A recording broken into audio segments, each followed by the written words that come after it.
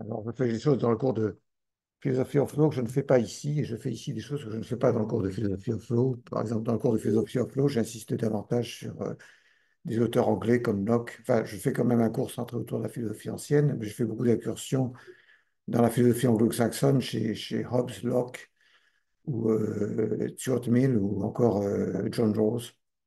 Je ne le fais pas ici parce que mon programme est déjà suffisamment chargé. Aujourd'hui, j'ai pas mal parlé de John Rawls, mais aux étudiants dont le cours était en anglais, mais je ne le fais pas ici parce que le programme est déjà trop chargé. Je ne peux pas tout faire. Il y a quelques incursions dans le cours écrit sur Rawls à propos de la question de savoir pour quelles raisons Socrate doit obéir aux lois. J'ai quelques remarques en bas de page sur Rawls, mais quelques remarques dans le texte, mais je n'y insiste pas. Il nous reste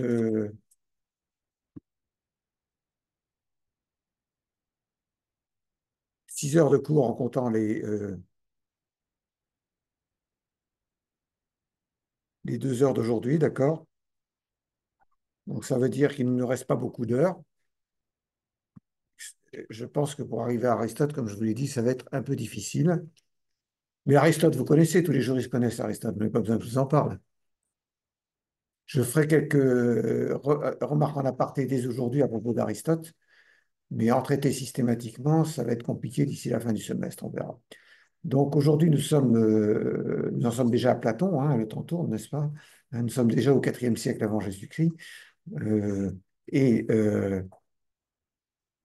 j'avais commencé, mais malheureusement pas terminé, une section 1 de ce chapitre, bonjour, une section 1 de ce chapitre consacré à Platon, portant sur la vie et l'œuvre de Platon.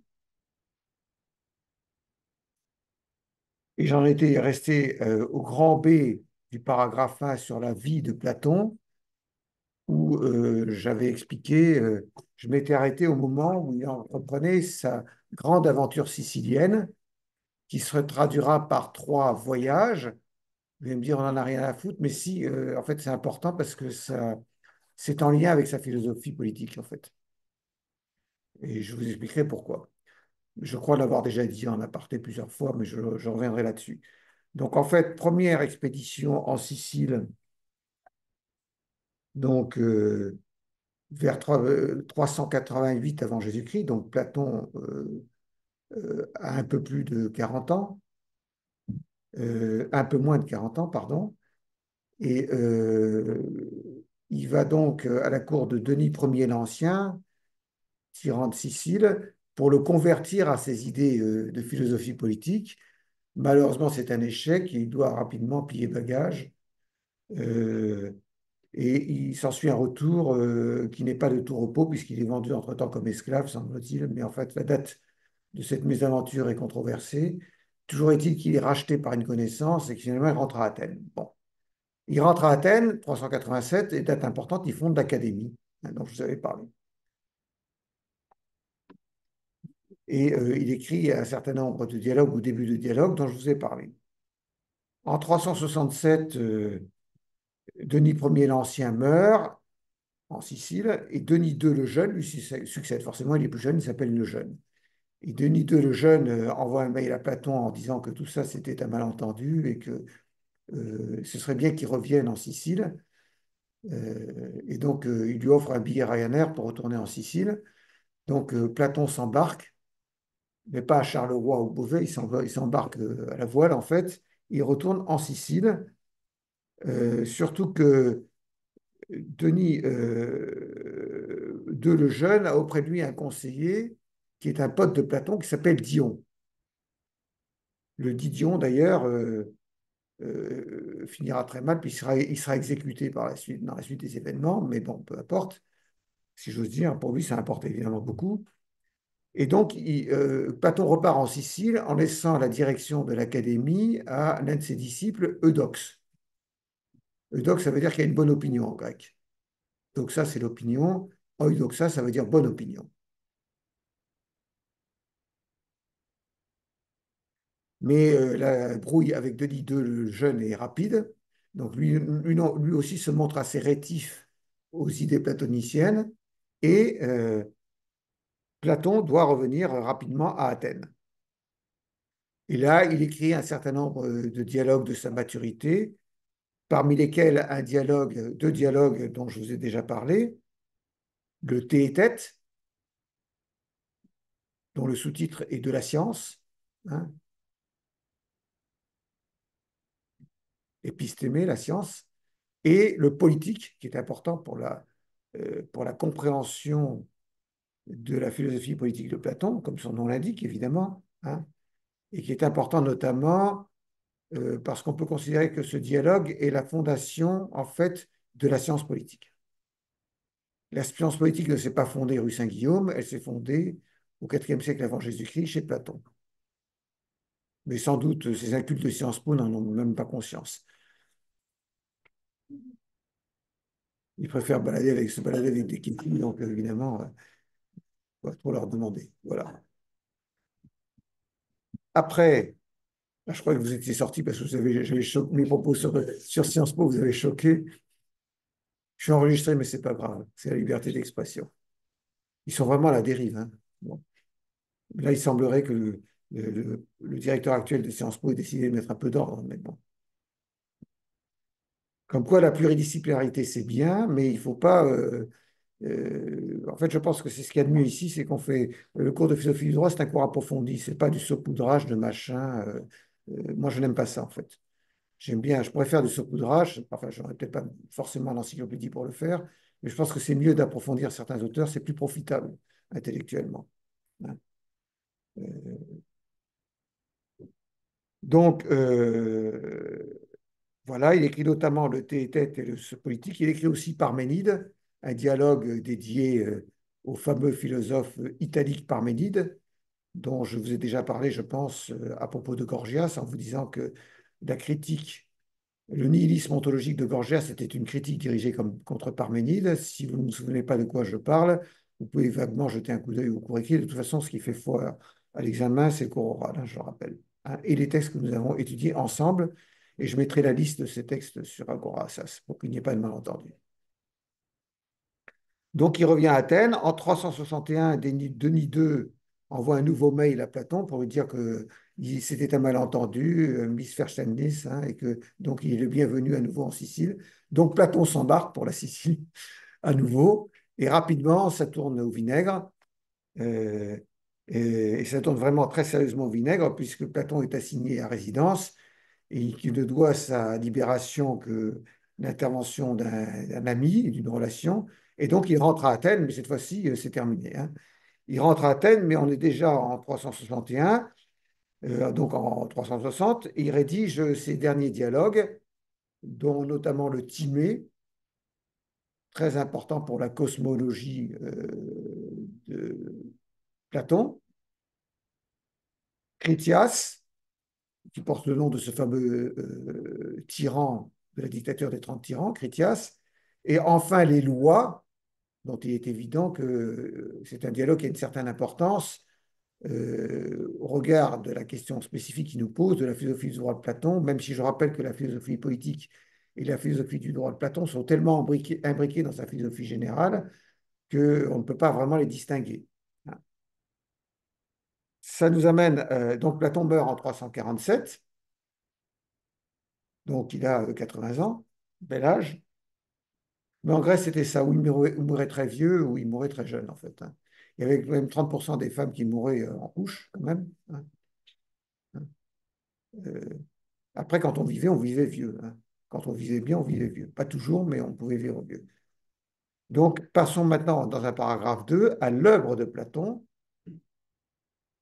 Et donc, c'est un auteur pour nous privilégié, contrairement à Socrate, parce que si de Socrate, rien ne nous est parvenu, si d'autres auteurs, très peu nous est parvenu, par exemple les stoïcismes anciens, on n'a que des fragments, hein, qui ont été collationnés par le célèbre philologue allemand von Arnim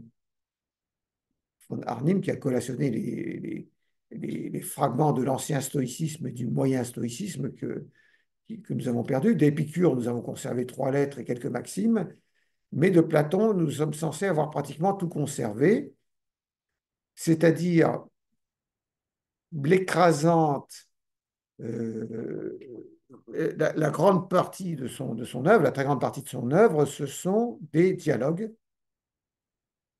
Il y a aussi un certain nombre de lettres dont l'authenticité est discutée, mais parmi les lettres, la plus importante est la sixième lettre, sans doute, et celle-là, son authenticité est généralement reconnue.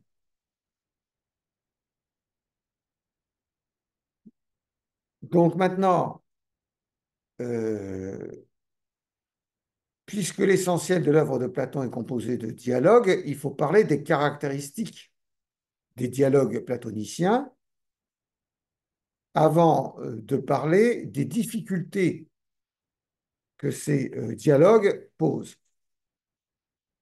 Grand A, caractéristiques des dialogues platoniciens. Grand B, difficultés au pluriel posées par les dialogues platoniciens. Grand A, caractéristiques des dialogues platoniciens. Donc ce sont des dialogues, euh, il faut bien comprendre qu'en fait c'est une forme littéraire. Comme le souligne Aristote dans la rhétorique et dans la poétique, ce sont deux œuvres d'Aristote. La rhétorique d'Aristote, dont vous avez tous entendu parler, c'est là qu'Aristote transpose le discours d'Antigone de Sophocle en termes d'opposition entre un droit naturel et les lois humaines de la cité. Hein. Parce que Sophocle n'avait pas présenté la chose comme ça. Il avait dit que c'était les lois religieuses qui s'opposaient au décret de la cité, mais Aristote transcrit ça comme une opposition entre le droit naturel et les lois civiles, les lois humaines. Donc, dans la rhétorique et dans la poétique d'Aristote, la poétique, euh, il ne faut pas s'y tromper, hein, ce n'est pas la poésie d'Aristote, ça n'a rien à voir. Hein. C'est les œuvres, la poétique, ça traite d'un art des productions, en fait. La poétique, ça veut dire, poios en grec, ça veut dire, poiein en grec, ça veut dire faire. Hein. Donc, ça veut dire c'est un art ou une technique d'où il résulte une création distincte de l'art lui-même. Alors, ça peut être une œuvre littéraire, mais ça peut être aussi une poterie, quoi, hein, ou autre chose, ou un bâtiment. Hein. Alors, toujours est-il que dans la rhétorique et dans la poétique, Aristote souligne que les dialogues de Platon sont une œuvre d'art, c'est-à-dire, selon l'expression d'Aristote, une imitation. Ce n'est pas la réalité empirique, c'est une imitation, ou la réalité historique, c'est une imitation. Alors, la différence avec une autre œuvre d'art à laquelle on pourrait penser, qui est la poésie, justement, ou la comédie, c'est que la comédie grecque, elle est écrite en vers. La comédie grecque est écrite en vers, tandis que les dialogues de Platon sont écrits en prose. Une prose étincelante, une très belle prose grecque, mais c'est quand même de la prose. Alors pourquoi Platon a-t-il eu recours au dialogue pour exprimer sa pensée? On n'a pas de réponse sur cette question. On peut penser que comme il avait un tempérament artistique, euh, il avait une dilection pour le dialogue afin d'exprimer sa pensée philosophique. Et puis, n'oublions pas qu'il est le disciple de Socrate, enfin, de Socrate n'avait pas de disciple, mais enfin, il est élève de Socrate. Et Socrate, comme vous le savez, prétendait ne rien savoir et soutenait que sa supériorité sur les autres était uniquement qu'il avait conscience qu'il savait qu'il ne savait rien. Et donc, comme les dialogues de Platon mettent en scène, la plupart du temps, mais pas tous les dialogues, mais beaucoup de dialogues de Platon mettent en scène Socrate, il était difficile de faire tenir à Socrate systématiquement des discours ex cathedra. Ça ne cadre pas avec le personnage. Donc, à partir du moment où vous voulez perpétuer la pensée du maître Socrate, la voie du dialogue était toute choisie euh, parce qu'on y procède par question-réponse et donc on avance ensemble vers la voie de la vérité sans que Socrate, qui mène le dialogue, cependant, prétende savoir quelque chose. Il prétend simplement faire accoucher les autres d'idées vraies. Hein, c'est ce qu'il explique dans le Thé et Tête, je vous le rappelle. Donc en fait, peut-être que Platon, élève de Socrate, a voulu, avec le dialogue, que l'exemple de Socrate survive, que l'exemple de Socrate survive à la disparition du maître. Il a voulu perpétuer l'œuvre orale de Socrate dans des dialogues. Alors, je rappelle que Socrate est la plupart du temps un protagoniste des dialogues platoniciens, mais pas toujours. Ce n'est pas un personnage obligatoire. Par exemple, dans deux dialogues de la maturité, voire de la vieillesse de Platon, le sophiste d'une part et le politique de l'autre, le personnage de Socrate n'apparaît pas. Enfin, il y a bien un Socrate dans le politique et dans le sophisme, mais ce n'est pas Socrate, c'est un homonyme. C'est Socrate le jeune. C'est un homonyme de Socrate. Oui, comme dans Protagoras, il y a un personnage qui s'appelle Hippocrate, mais ce n'est pas le médecin, c'est un homonyme d'Hippocrate. Donc il y a bien un Socrate dans les dialogues, le politique et le sophisme, mais ce n'est pas Socrate, celui qu'on connaît, c'est un homonyme, hein. Et le personnage qui mène le dialogue dans le sophiste et dans le politique, c'est un personnage qui est appelé l'étranger. Pourquoi l'étranger? Parce qu'ils viennent d'une cité qui s'appelle Élée. Donc c'est l'étranger d'Élée.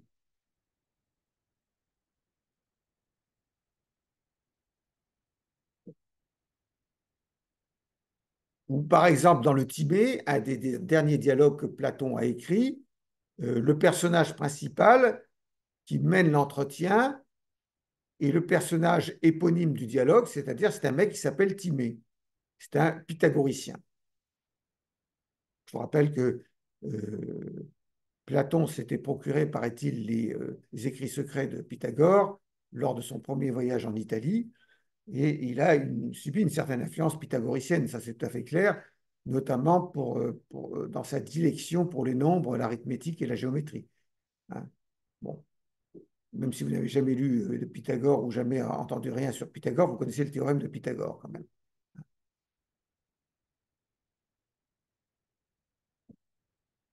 Et même dans le dernier dialogue qu'il a laissé d'ailleurs inachevé, mais qui est très long, qui contient déjà 12 livres, qui sont les lois, Platon a conservé la forme du dialogue. Dans les lois non plus, Socrate n'apparaît pas. Socrate n'apparaît pas pour une raison assez simple dans les lois, c'est que, euh, en fait, dans les lois, nous avons affaire à trois voyageurs qui se trouvent en Crète. Ils voyagent en Crète, ils se rendent je ne sais plus où. Et en fait, ça ne pouvait pas être Socrate parce que Socrate n'est jamais sorti d'Athènes. Donc, il y a quelqu'un qui remplace Socrate, un espèce de supplétif qui s'appelle l'Athénien, en fait. C'est l'Athénien qui remplace Socrate, en fait, dans ce dialogue. Alors, même dans ce dialogue, les lois, la forme initiale de l'œuvre de Platon reste, si ce n'est que l'Athénien se lance souvent dans de longs monologues, et au lieu que la répartie lui soit donnée par ses deux autres interlocuteurs, les deux autres participants au dialogue, parfois il répond lui-même aux questions qu'il pose. Mais la forme du dialogue demeure en apparence, en tout cas. De toute façon, il faut bien comprendre que même si le dialogue est donc la forme adoptée par Platon, elle n'est pas exclusive parfois d'assez longues tirades. On a déjà rencontré deux exemples de ces longues tirades dans les dialogues de Platon. Le mythe de Protagoras, dans le dialogue du même nom, Protagoras, le fameux mythe par lequel Protagoras explique la naissance de la justice et pourquoi la justice est échue en partage à tous les hommes.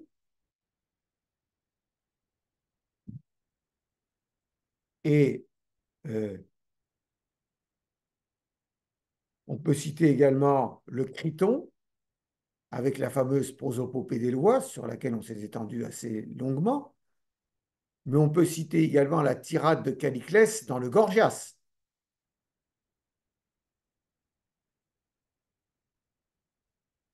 ou la tirade assez longue de Thrasymachie dans la République. Ça commence par un échange de questions-réponses entre Thrasymachie et Socrate, mais après, à la dernière partie des propos de Thrasymachie, c'est une longue tirade qui fait l'éloge de l'injustice, où il essaie de noyer son interlocuteur sous une foule de considérations qui montrent que l'injustice est supérieure à la justice.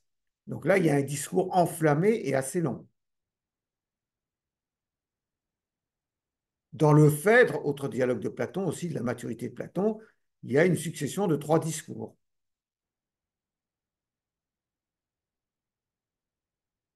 De toute façon, ça n'annote en rien au dialogue, d'une façon générale, leur caractère vivant.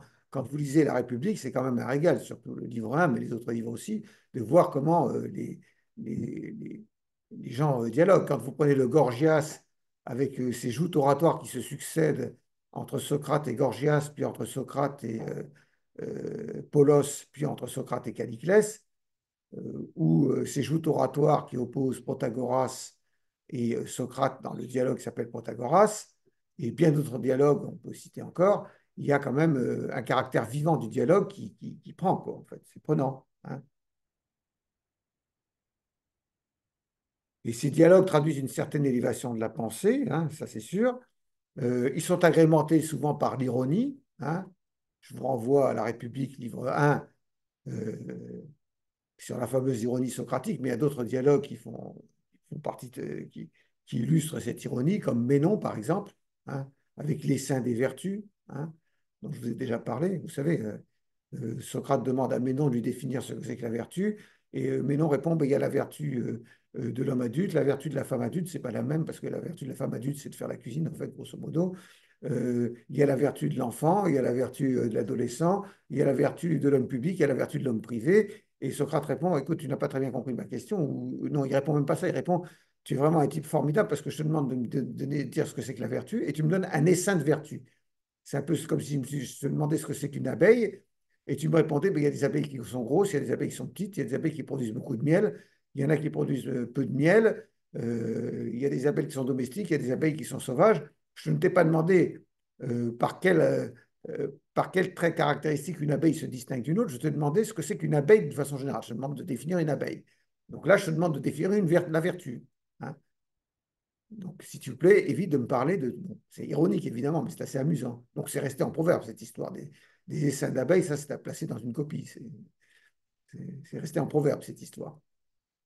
Donc, ou alors, vous avez également dans des dialogues le sens du théâtre, comme dans le banquet. Hein. C'est un bel dialogue très vivant, avec l'entrée en scène fracassante à la fin du dialogue d'Alcibiade. Hein, parce que, en fait, dans le discours de banquet, il s'agit de tresser un éloge de chacun des convives. Et enfin, entre Alcibiade passablement aviné, coup de théâtre dans le dialogue, et qui prétend dresser un réquisitoire de Socrate qui se transforme rapidement en un éloge de Socrate. Vous savez que c'était l'amant de Socrate, Alcibiade, donc ça commence sur un réquisitoire sur le fait que Socrate n'a jamais voulu le toucher, soi-disant, enfin ça c'est soi-disant, hein.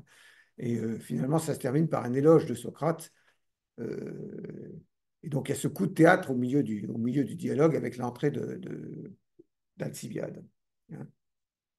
Et parfois, il y a également des côtés tragiques dans certains dialogues, comme dans le Phédon, qui relate les derniers instants de la vie de Socrate lorsqu'il a bu, lorsqu'il doit boire la ciguë, et qu'ensuite, peu à peu, il passe de vie à trépas. Voilà. Alors maintenant, quelles sont les difficultés posées par les dialogues platoniciens? Grand B, difficultés posées par les dialogues platoniciens. Il y a 3 ordres de difficultés. Alors, première difficulté, dans quel ordre chronologique faut-il placer les dialogues? Dans quel ordre chronologique faut-il placer les dialogues? Et là, il n'y a pas de réponse unanime. Il y a beaucoup d'incertitudes. Il y a quelques probabilités, par exemple le fait que le Protagoras est un dialogue de jeunesse de Platon, le fait que les lois sont le dernier dialogue de Platon, mais après, il y a certains dialogues, on a beaucoup de mal à les situer chronologiquement. Il y a souvent des divergences parmi les spécialistes de Platon. Alors, seconde difficulté, alors là qui est plus intéressante parce qu'elle est vraiment philosophique, dans beaucoup de dialogues de Platon, Socrate intervient. Mais quelle est la part qu'il convient de faire dans le dialogue à la pensée de Socrate et à la pensée propre de Platon? C'est souvent difficile de répondre. Tout au plus peut-on conjecturer qu'au fur et à mesure que Platon entrait en maturité, il se détachait de plus en plus de la pensée de son maître pour formuler sa pensée propre. Par exemple, on s'accorde généralement à considérer que la théorie des idées n'est pas de Socrate, mais de Platon. Or, la théorie des idées, elle est illustrée dans certains dialogues, dans La République, mais pas dans le livre 1, dans les livres 4 et suivants, la théorie des idées, dans les livres 9, 8 et 9 aussi. Hein. Donc ça, c'est la théorie des idées, par exemple, livre 4, 6, 7, 8, 9 de La République. Mais il y a d'autres dialogues où la théorie des idées est traitée, comme le thé et tête, par exemple, ou d'autres dialogues encore. Il y en a bien d'autres. Hein. C'est un thème récurrent chez Platon. Ce n'est pas un thème socratique. Hein. Mais sous cette réserve-là, c'est difficile de faire la part de ce qui relève de Platon et ce qui relève de Socrate. Comme Socrate, c'est comme Jésus, il n'a rien écrit, on pourrait penser que finalement, tout ce qu'on sait de Socrate, c'est ce que Platon en dit. Est-ce que c'est vraiment ce que Socrate a voulu dire? On n'en sait rien. Donc, évidemment, on peut dire que plus, au fur et à mesure euh, que Platon avançait en âge, Socrate se faisait de plus en plus comme personnage dans les dialogues, le porte-parole des idées de Platon, mais on est renvoyé à la question de savoir dans quel ordre chronologique faut-il classer les dialogues.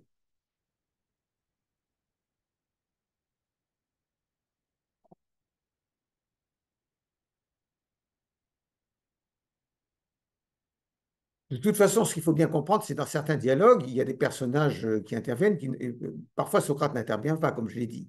Ensuite, il faut bien comprendre que ces dialogues, comme le dit Aristote, ce sont des imitations, mais ce ne sont pas des relations d'événements historiques. Hein. Ce ne sont pas des relations d'événements historiques, c'est-à-dire que même si parfois les personnages, souvent même les personnages qui interviennent sont des personnages qui ont réellement existé, ils sont mis dans un contexte imaginaire. Hein. C'est un entretien qui est supposé s'être déroulé, mais ce n'est pas un entretien réel. Parfois, il y a aussi des personnages imaginaires dans les dialogues de Platon. On en connaît un, le fameux Calliclès. Parce que Calliclès, il n'apparaît que dans le dialogue de Platon qui s'intitule le Gorgias. Il n'apparaît nulle part ailleurs dans la littérature grecque. Donc, compte tenu de sa véhémence et de sa violence, s'il avait réellement existé, on imagine qu'on en aurait parlé ailleurs que dans le Gorgias, parce que Athènes n'était quand même pas une ville immense. Hein.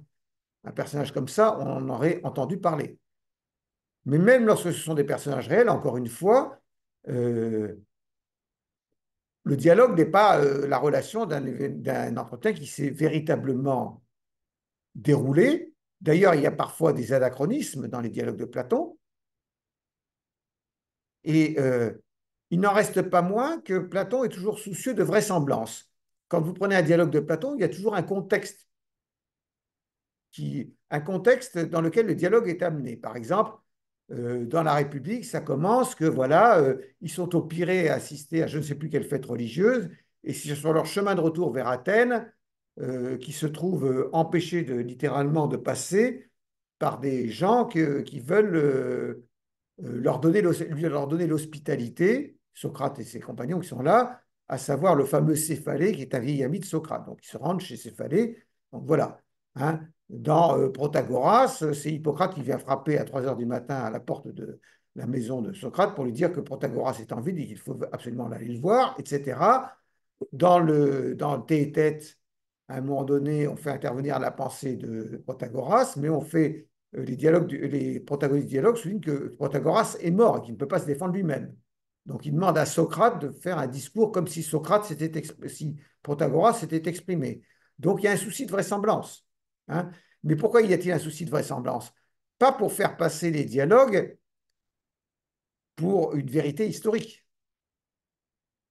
Il y a euh, c'est destiné à donner simplement une apparence de vérité historique à une fiction. Mais évidemment, Platon n'est pas dupe de l'artifice. Il sait très bien que ces dialogues ne sont pas des vérités historiques, mais le souci de vraisemblance, le souci du détail lorsqu'on met en scène le dialogue, c'est destiné à donner une apparence de vérité à ce qui n'est qu'une fiction.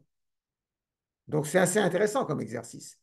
Évidemment, la technique du dialogue a fait, comment dirais-je, euh, comment on dit, a fait fortune, c'est ça, depuis, puisque d'autres philosophes se sont essayés au dialogue après Platon. Il y a Hobbes, vous connaissez le dialogue entre un philosophe et un spécialiste de la common law, je ne me souviens plus du titre, a dialogue between a philosopher and a lawyer, sur la common law en Angleterre, dialogue de Hobbes, où il met en scène deux personnages qui discutent. Mais c'est moins vivant que le dialogue de Platon. Il y a plus d'exposés didactiques, mais c'est quand même assez intéressant.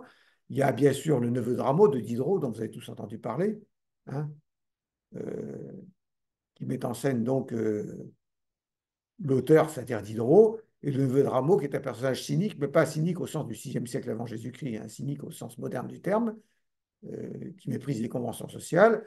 Vous avez de Rousseau, vous savez, Rousseau, juge de Jean-Jacques, c'est un dialogue aussi. Donc il y a d'autres dialogues, ça a fait fortune cette histoire des dialogues. Il y a d'autres auteurs qui sont initiés au dialogue. Tout le monde, tous les philosophes ne se sont pas cantonnés exclusivement dans l'œuvre didactique, dans l'œuvre ex cathedra. Aristote lui-même a écrit des dialogues, mais on les a perdus. De Aristote, nous n'avons conservé que ses notes de cours, ce qu'on appelle les écrits ésotériques, c'est-à-dire ceux qui étaient destinés au cercle interne du lycée, donc ces notes de cours. C'est comme si moi je laissais mes notes de cours, quoi, en fait. Sauf que je ne suis pas Aristote, évidemment. Mais j'aurais pu écrire des dialogues par ailleurs que j'aurais publiés qui ne sont pas. Donc, Aristote a écrit des dialogues et quelque part Cicéron, dans ses ouvrages, euh, loue le flumen auri des dialogues d'Aristote, c'est-à-dire le fleuve d'or de la prose aristotélicienne dans les dialogues. Par contre, les notes de cours d'Aristote, enfin les œuvres d'Aristote, c'est on ne peut plus austère et aride, hein, et hérissé de nombreuses difficultés en grec en plus. Donc, il faut croire qu'on n'a pas conservé le meilleur au point de vue littéraire d'Aristote. Bon, admettons. Après, il y a une troisième question qui se pose. On vient de parler de l'influence de Socrate, incertain, mais il y a certainement d'autres influences dans l'œuvre de Platon que l'œuvre que Socrate, hein.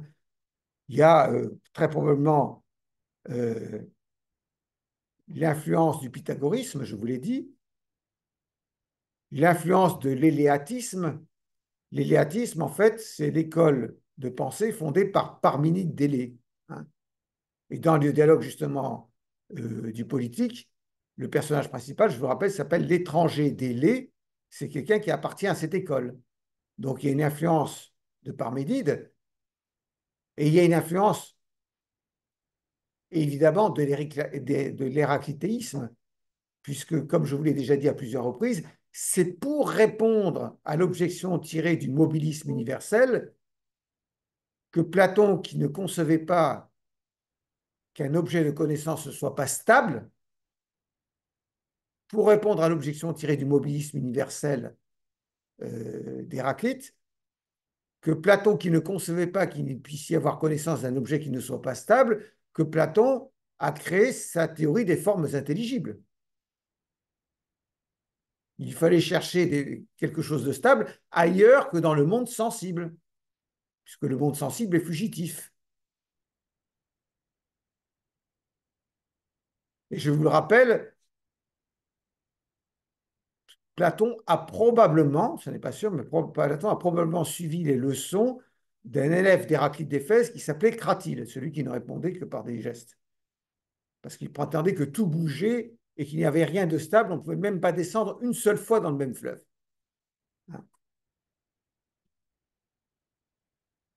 Mais d'un autre côté, il y avait Parménide qui enseignait la stabilité de l'être, qui disait que l'être est et que le non-être n'est pas. Je ne rentre pas dans cette fameuse phrase énigmatique de Parménide, dont il est discuté dans le dialogue de Platon qui s'appelle Parménide, mais dont il est également discuté dans un autre dialogue de Platon qui s'appelle le Sophiste. et dans un troisième dialogue de Platon qui s'appelle le Théétète, dont j'ai déjà parlé. Bon, donc en fait, s'opposait l'école d'Élée, Parménide d'Élée, la Sicile, en fait, l'italique, en fait, les philosophes italiques, et les philosophes euh, euh, éphésiens, comme Héraclite d'Éphèse, qui était de l'autre côté, en Asie mineure, les philosophes orientaux, dirons-nous, qui étaient plutôt sous l'influence d'Héraclite d'Éphèse et le mobilisme universel. Donc il fallait trouver quelque chose qui puisse répondre aux objections d'Héraclite d'Éphèse, mais aussi aux objections dirigées contre Parménide. Et c'est ainsi probablement que la théorie des idées est née. Alors Aristote, qui ne manque pas une occasion de cracher sur la tombe de Platon, dit qu'en fait Platon n'a rien inventé, qu'en fait il a voulu surmonter l'héraclitéisme en puisant dans la pensée de Pythagore, mais il ne le dit pas. En fait, les formes intelligibles, il a emprunté ça à Pythagore, mais ça, on ne sait pas.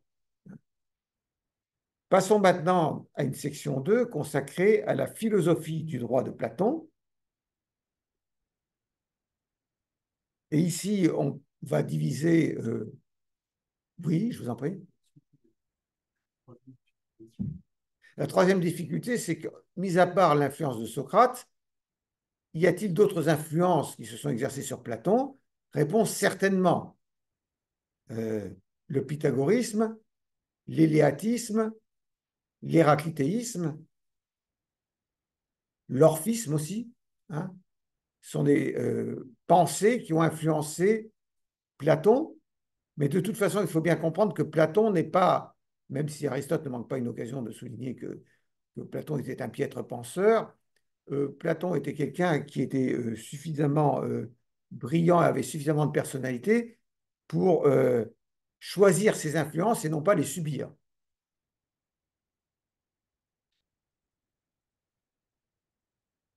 C'est comme si on disait que Kant aurait été l'élève de Leibniz, c'est pas comme ça, hein. Kant, il connaissait Leibniz, il connaissait Hume, il a essayé de trouver une voie entre Leibniz et Hume, mais il était suffisamment intelligent et suffisamment génial pour ne pas être l'esclave ni de Hume ni de Leibniz, hein. Bon, Platon, c'est un peu la même chose.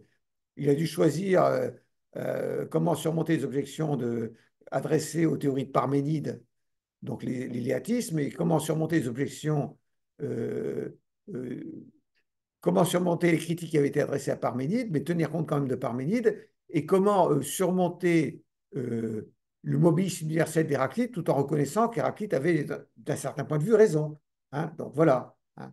Et c'est comme ça qu'on crée une philosophie originale. On ne crée pas une philosophie originale ex nihilo, hein. On se nourrit de lectures antérieures et on construit son système, hein. Tous les philosophes ont fait comme ça. Même Descartes. Descartes explique dans le discours de la méthode et dans sa lettre préface au principe de la philosophie, qu'il faut faire table rase du passé, tout reconstruire, que pour faire correctement de la philosophie, il faut repartir au point zéro, parce que ceux qui sont partis dans le sillage de Platon et Aristote, ils ont fait un mauvais chemin, ils sont obligés de revenir en arrière. Donc il vaut mieux ne partir depuis le départ sur des bases saines et non pas s'égarer avec Platon et Aristote. Mais enfin, tout de même, Descartes n'a pas créé sa philosophie ex nihilo, il a beaucoup lu, et il y a beaucoup de points dans la philosophie de Descartes qui manifestent l'influence des penseurs antérieurs, ne serait-ce que sa morale, qui est essentiellement une morale stoïcienne. Donc, section 2, philosophie du droit de Platon. Donc là, je vais diviser en deux paragraphes. Je parlerai tout d'abord de l'ontologie juridique platonicienne. Ça y est, les termes compliqués commencent. Ontologie juridique platonicienne. Et ensuite, des sources du droit selon Platon.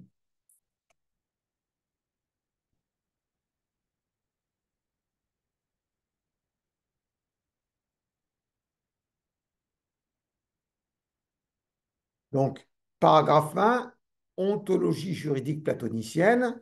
Et vous allez me dire, ce terme me dit quelque chose, on en a dû parler antérieurement dans le cours, mais je ne me souviens plus ce que ça veut dire exactement, hein. Alors, euh, l'ontologie, en fait, c'est un terme, j'utilise de façon anachronique parce que c'est un terme qui est plutôt attribué à Aristote, hein. Dans sa métaphysique, enfin, l'ouvrage que postérieurement à Aristote on appellera la métaphysique, Aristote affirme qu'il y a une science de l'être en tant qu'être, de l'être en général, hein. Il y a une science de l'être en tant qu'être, de l'être en général, et l'être en grec, c'est on. Donc la science de l'être, c'est ontologos, ontologie. Logos, ça veut dire le discours, la raison en grec, hein. Donc l'autologie, c'est la science qui s'occupe de l'être en tant qu'être. Donc maintenant, ontologie juridique, c'est la science qui s'occupe du droit en tant qu'il est droit, du droit en général, de la justice et du droit en général. Pas de tel aspect particulier de la justice ou du droit, mais du droit et de la justice en général. Pas de telle abeille ou de telle autre abeille, mais de l'abeille en général, pour reprendre la comparaison de Socrate dans le Ménon, hein. Donc l'autologie juridique platonicienne, c'est l'aspect de la philosophie de Platon, je ne dirais pas la partie, mais l'aspect de la philosophie de Platon qui traite de savoir ce que c'est que la justice et le droit pour Platon. Ce que sont la justice et le droit pour Platon. Alors, il faut bien comprendre que pour Platon, la question de la justice et du droit ne font qu'une. Vous me direz, encore heureux. Mais ce n'est pas toujours le cas, hein. Pour les positivistes purs et durs comme Kelsen, par exemple, la question de la justice est en dehors de la science du droit. C'est comme ça que Kelsen commence, vous le savez, sa théorie pure du droit. La justice, c'est un concept qui s'intéresse à la question de savoir comment le droit devrait être ou pourrait être, et la théorie pure du droit s'intéresse au droit tel qu'il est. Donc les considérations métaphysiques sur la justice, écartons-les d'une théorie pure du droit. Alors chez Platon, c'est complètement différent. Platon n'envisage pas que le droit puisse se définir autrement que par la justice. Ce qui l'intéresse en fait, Platon, c'est la justice. Je vous rappelle que Socrate, son maître, a été condamné à mort par une sentence légale respectant les lois en vigueur, et que donc la thèse de Socrate sur laquelle on doit obéir aux lois parce qu'on s'y est engagé, qu'on a un devoir moral d'obéir aux lois parce qu'on s'y est engagé, et parce que les lois, le système légal exprime la justice, vous savez qu'il y a une ambiguïté dans l'enseignement de Socrate sur ce point, ne peut pas satisfaire Platon, qui constate que son maître est mort à cause de ça. Donc il essaye de voir qu'est-ce qui pourrait légitimer les lois. Donc il faut s'intéresser à une conception métaphysique transcendante de la justice, à laquelle les lois de la cité doivent être adossées. Et c'est pour ça que alors parce qu'en grec, il y a deux termes qui sont employés, mais qui ont une parenté, pour désigner la justice et le droit. Vous savez qu'en français, on n'a pas, c'est le droit et la justice, c'est deux termes différents, hein. Et que, par exemple, en anglais aussi, il y a legal and right, hein. Donc, ce n'est pas pareil. Mais dans les autres langues, mais je ne vais pas vous parler des autres langues parce que vous allez en avoir assez, mais disons, dans la plupart des autres langues, justice et droit sont apparentés. C'est le cas en allemand, mais je vous fais grâce des termes. C'est le cas en latin, hein, jus et justitia, hein. Euh, c'est le cas en polonais, mais je fais grâce des termes. Bon, bref, hein. Donc, euh,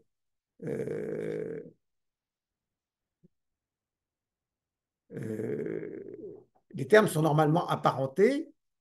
Et alors, en grec, il y a non seulement une parenté dans les termes, c'est-à-dire que la justice se dit dikaiosune. Les juristes adorent utiliser cette expression pour faire cultiver, pardon. Et le droit, ça se dit to dikaion. C'est un adjectif substantivé.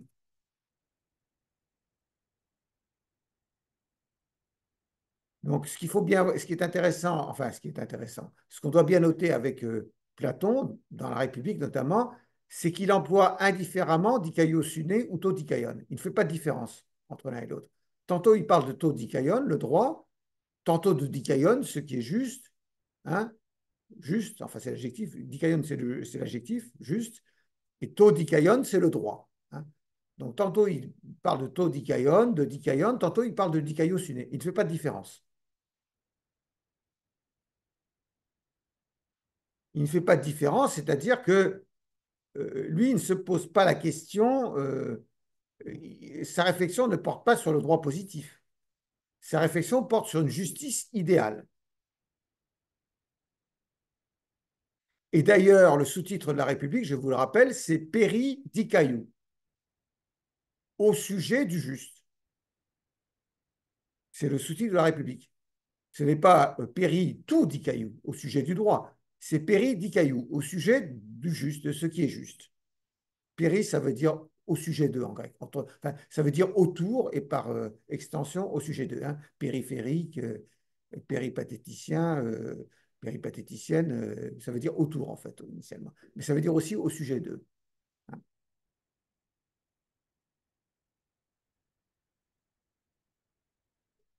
Donc,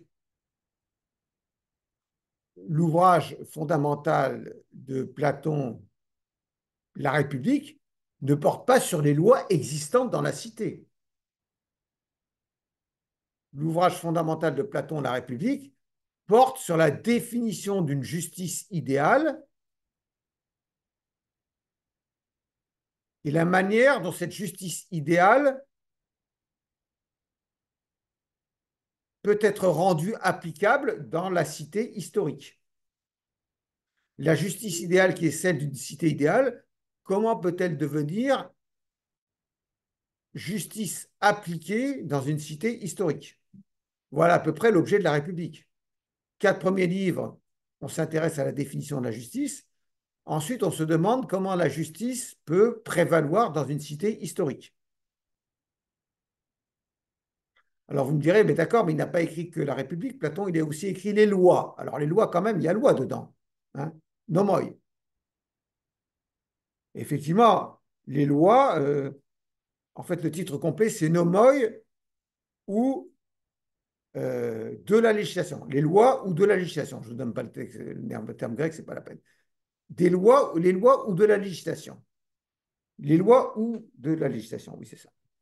Donc, on pourrait penser qu'on parle de l'art du législateur, un peu comme Carbonnier dans l'esprit des lois, euh, ou je ne sais pas quel autre auteur juriste qui parlerait de la technique législative. Hein, ou Portalis dans le discours préliminaire, mais il parle aussi beaucoup de droit naturel, comme vous savez, Portalis dans le discours préliminaire.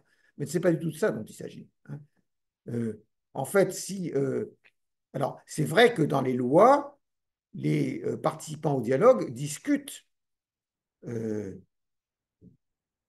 des lois en vigueur, mais ils n'en discutent que pour. Ils discutent des lois en vigueur à Athènes ou à Sparte ou en Crète, mais en fait, euh, ils ne discutent des lois existantes que pour les soumettre à un examen critique. En effet, dans ce dernier dialogue de Platon, ce dont discutent les participants au dialogue, c'est de la construction d'une cité idéale, la Magnésie. Cette cité s'appelle la Magnésie et les habitants les magnettes. Et il s'agit en fait de tracer en détail la législation pour cette cité idéale. C'est tout à fait le contraire de Protagoras, vous vous souvenez, qui dressait empiriquement des lois pour une cité existante, la fameuse cité de Tourioi. Vous savez, Périclès l'avait chargé d'être législateur de Tourioi. Là, il donnait des lois existantes pour une cité empirique, la cité de Tourioi, qui se trouve dans le sud de l'Italie, qui a réellement existé. Tandis que même dans les lois, Platon, ce qui l'intéresse, dans les lois existantes, celles de Sparte ou d'Athènes ou de Crète, c'est ce qui l'intéresse, c'est simplement de les passer, de porter un regard critique sur ces lois pour savoir dans quelle mesure il conviendrait de s'en inspirer ou au contraire de s'en départir dans la construction d'une cité idéale. En fait, les lois, c'est une discussion sur l'art idéal du législateur, l'art législatif idéal, et non pas sur l'art empirique du législateur dans une cité historique. Voilà. 10 minutes de pause.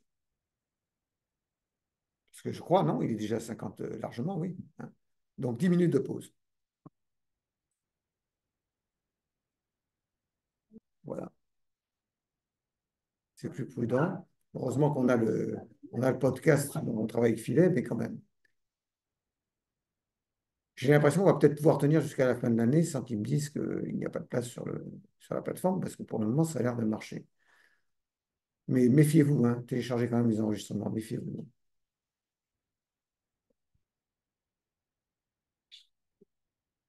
Alors, les deux questions qui sont abordées dans la République de Platon, ce sont donc, enfin, il n'y a pas que ces questions-là, hein. Vous savez, dans la biographie consacrée à Platon, je vous ai dit quelques mots de la République, de la façon dont la République se présente et différents problèmes qui sont abordés dans la République. Vous avez vu ça? Non, vous n'avez pas vu, j'imagine. Alors, vous pouvez aller voir. Tadim, tadam.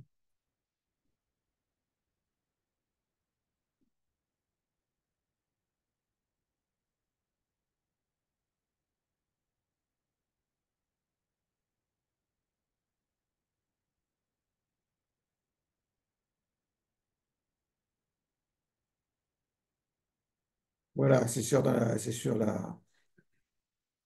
plateforme. Donc, ça s'appelle Biographie indicative sur Platon. Mais en fait,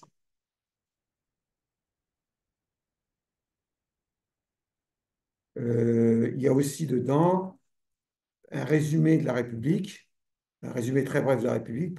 Il y a une bibliographie importante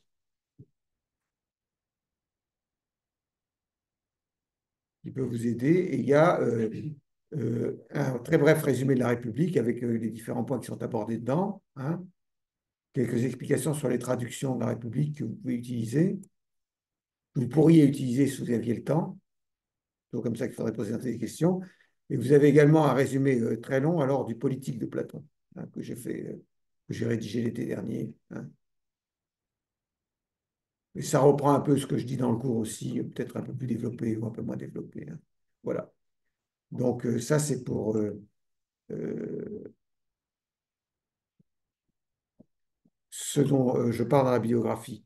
Alors, les deux questions que la République pose, ce sont donc essentiellement, même s'il y a toutes sortes d'autres considérations, mais les deux questions centrales, ce sont euh, qu'est-ce que la justice? Et d'autre part, comment la justice peut prévaloir dans une cité historique. Donc, grand A, conception platonicienne de la justice.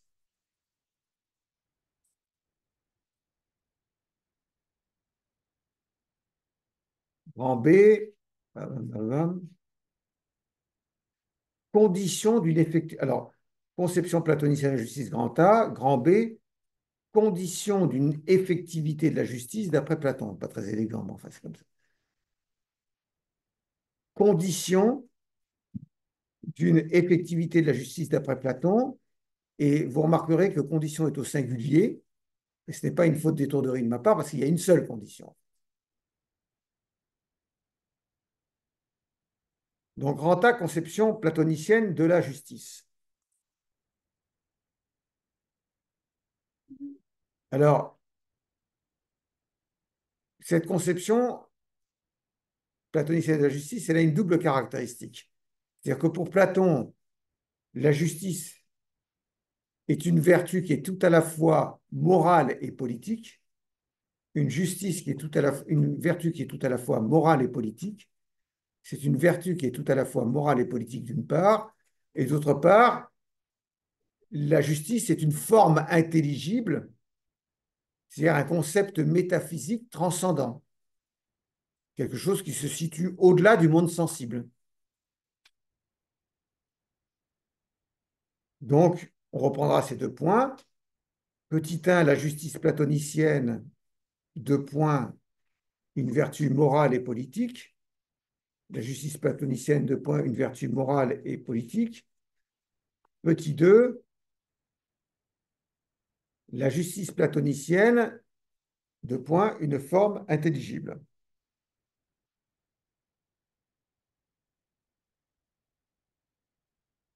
Petit 1, la justice platonicienne, deux points, une vertu morale et politique. Alors, d'abord, il faut comprendre comment les choses se passent. Ça commence au livre 2 de la République. Le livre 1 de la République, c'est la fameuse discussion relative à la définition de la justice que donne le poète Simonide. Vous savez, la justice consiste à restituer à chacun son dû.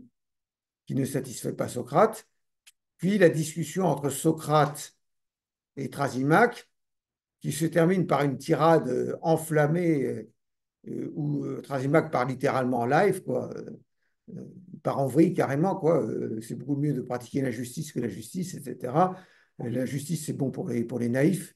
Vive l'injustice, etc. Et donc, toute la suite du livre 1 jusqu'à la fin, ça consiste pour Socrate à démontrer à Thrasymachie que, contrairement à ce qui se prétend, la justice paye davantage que l'injustice. C'est-à-dire que tout l'effort de Socrate est orienté vers la démonstration à Thrasymachie que, contrairement à ce qu'il prétend, euh, la justice est plus utile à celui qui la pratique que l'injustice. Dedans, il y a fait, notamment dans cette fin du livre 1, il y a cette fameuse comparaison qui a été tellement réutilisée par la suite euh, de, euh, de ce qui se passe dans une troupe de bandits, vous savez. Dans une troupe de bandits, euh, sont par définition les gens les plus méprisants des lois qu'on puisse imaginer, hein. Mais en fait, même dans une troupe de bandits, il y a quand même une justice qui règne, parce que s'il n'y avait pas de justice, il ne pourrait pas y avoir de troupe. Je veux dire que si je vous dis, bon, par exemple, il y a une vieille là qui va, on y va ensemble, on force la porte, on la ligote et on prend tout ce qu'il a, et on partage en deux, parce qu'on partage les risques et les efforts. Donc. Et après, une fois qu'on a fait on a fait le braquage, qu'on a récupéré le fric, je te mets un revolver sur ta tempe et je te dis, non, désolé, tout est pour moi. Ça ne va pas, ça. Le participant au cambriolage, je veux dire, il y a un truc qui ne va pas là, ce n'est pas ce qui était convenu, hein. Euh, donc il y a même un sentiment de justice et un sentiment qu'il faut que pour travailler en commun, il faut une certaine justice, hein. Donc la justice est plus utile que l'injustice en fait. Contrairement à ce que Thrasymachie prétend dans la République, euh, ce n'est pas la justice sert davantage les intérêts que l'injustice en fait, hein. Et donc, la fin du livre 1 de la République est orientée vers la démonstration que la justice est quelque chose qui profite à celui qui la pratique, contrairement à ce que Thrasymachie a soutenu. Mais du coup, comme on aime bien dire de nos jours, du coup, euh, la question de savoir ce que c'est que la justice est passée à la trappe. La discussion a dérivé sur la question de savoir ce qu'il valait mieux pratiquer, du point de vue des conséquences, la justice ou l'injustice, à cause de Thrasymachie. La discussion a dérivé là-dessus. Mais sur la question de savoir ce que c'est que la justice ou non, le dialogue du livre 1, d'ailleurs Socrate le constate lui-même, se termine par une aporie parce qu'on a perdu de vue la question initiale. La question initiale, c'était de savoir ce que c'était que la justice. La définition du poète Simonide, la justice consiste à restituer à chacun son dû, n'était pas satisfaisante. Là-dessus, Thrasymachie est intervenu en disant la justice, c'est l'intérêt du plus fort. Et puis, euh, comme cette définition de la justice par Thrasymachie a fait long feu, Thrasymachie s'est rattrapé, raccroché aux branches, si j'ose dire, en disant, mais de toute façon, il vaut mieux être injuste que juste. Donc la discussion a dérivé sur la question de savoir s'il valait mieux être juste ou injuste. Qu'est-ce qui était le plus intéressant? Qu'est-ce qui payait davantage? Et donc Socrate s'efforce de démontrer contre Thrasymachie que, contrairement à ce que Thrasymachie soutient, c'est la justice qui paie et non pas l'injustice. Contrairement à ce que pense Thrasymachie et la plupart des gens qui pensent comme lui, c'est-à-dire les hoi polloi, les nombreux, quoi, euh, il- euh, la majorité des gens, il vaut mieux, dans son intérêt personnel, pratiquer la justice que l'injustice. La justice, le fait de pratiquer la justice se recommande par ses conséquences qui sont favorables à celui qui la pratique. Mais maintenant, le livre 2 débute par une intervention de Glaucon. Donc Thrasymachie, maintenant, il boude, hein, d'accord, il ne va plus intervenir parce qu'il est vexé. Et donc la discussion va se poursuivre entre Socrate, d'une part, euh, Adimante et Glaucon, qui sont des faire-valoir de Socrate, qui sont des interlocuteurs bienveillants. Glaucon, en fait, dans la vraie vie, Glaucon, c'est le frère de Platon. Et donc, euh, euh, le livre 2 de la République commence par une intervention de Glaucon qui dit à Socrate, mais dis-moi, est-ce que tu crois que peux t'en tirer à si bon compte, Socrate, parce que euh, moi, je trouve que que tu n'as pas répondu à toutes les questions qu'on se pose au sujet de la justice. Et le texte du début du livre 2 de la République se trouve dans la brochure sur Platon. Vous l'avez, c'est le document 1 de la brochure sur Platon. Je vais mettre le partage d'écran pour ceux qui sont à distance.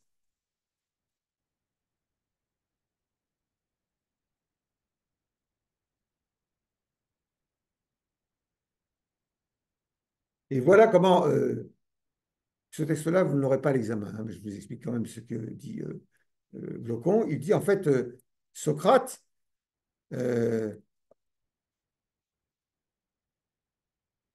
tu as finalement établi contre Thrasymachus que du point de vue des conséquences, la justice était préférable à l'injustice, mais la justice est quand même le bien le plus précieux qu'on puisse avoir, tout le monde est d'accord.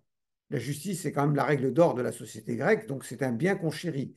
Et en fait, dit Glaucon, dans ce document 1, il y a trois types de biens qu'on apprécie. Il y a ceux qui se recommandent par leurs conséquences. Alors, il donne un exemple qui n'est pas très convaincant, d'ailleurs, il donne l'exemple euh, du contentement, ainsi que de tous les autres plaisirs innocents. Ils ne se recommandent pas par eux-mêmes, ce sont des biens par leurs conséquences, parce qu'ils procurent de plaisir. Bon. Non, pardon, il dit justement que le contentement, c'est quelque chose qui satisfait par lui-même, pas par ses conséquences. Je trouve l'exemple un peu biscornu, mais enfin, peu importe. Ensuite, il dit il y a des biens qui se recommandent par les conséquences. Par exemple, la gymnastique euh, ou euh, les soins que donne un médecin quand on est malade. C'est-à-dire qu'en fait, la gymnastique ou les traitements médicaux, ce n'est pas quelque chose de très agréable. Faire 50 pompes ou 200 abdominaux, c'est pas forcément très emballant, il faut du courage. Mais en fait, l'idée, c'est on aura un ventre comme des barrettes de chocolat et qu'on pourra se balader sur la plage ou que on aura de la force dans les bras et qu'on pourra mettre KO son adversaire sur le ring. Donc voilà. Hein. Et pareil, les potions amères du médecin ne sont pas agréables, mais si c'est la condition pour être en bonne santé, ok, vas-y, roule, c'est bon, quoi. Hein, comme ils disent. Bon, donc voilà. Après, dit Glaucon, il y a une troisième catégorie, en fait c'est la deuxième catégorie pour lui, ce sont les biens qui se recommandent à la fois par eux-mêmes, ils sont bénéfiques à la fois en eux-mêmes et par leurs conséquences. Et donc Socrate, dans quelle catégorie ranges-tu la justice? Et Socrate dit, bah, j'imagine que la justice est ressortie à la deuxième catégorie, c'est-à-dire quelque chose qui se recommande à la fois en soi et par ses conséquences. Parce que comme la justice euh, comme c'est ce qu'il y a de plus beau, de mieux, on ne pourrait pas concevoir que ce soit quelque chose uniquement de bien par ses conséquences ou en elle-même. Elle est quelque chose de bien en elle-même et par ses conséquences. Sinon, ce ne serait pas le plus beau des biens, celui que tout le monde convoite. Donc voilà, la discussion rebondit. Parce que ce que Socrate est parvenu à démontrer dans le livre 1, c'est que la justice est défendable par les conséquences, contrairement à ce que Thrasymachus soutenait. Mais il faut que euh, Socrate, demande Glaucon, démontre maintenant que la justice se recommande non seulement par ses conséquences, mais en elle-même, parce que c'est le plus beau des biens, celui qu'on chérit le plus. Hein. Et c'est là qu'intervient, et c'est le document 2 de la brochure, c'est là qu'intervient la fable de Gigès dont je vous ai déjà parlé.